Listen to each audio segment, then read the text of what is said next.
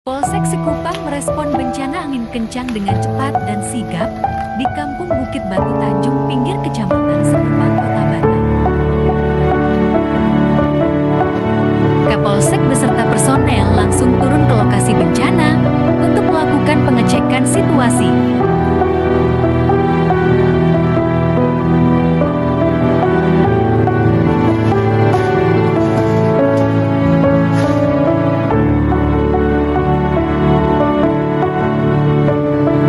Serta memberikan bantuan dukungan moral dan bantuan sosial berupa paket sembako kepada warga yang terdampak bencana.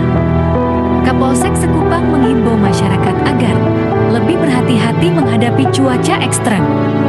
Kehadiran Kapolsek Sekupang dan personel Polsek juga sebagai wujud kepedulian Polri untuk mempererat sinergi dengan masyarakat yang terdampak bencana angin kencang.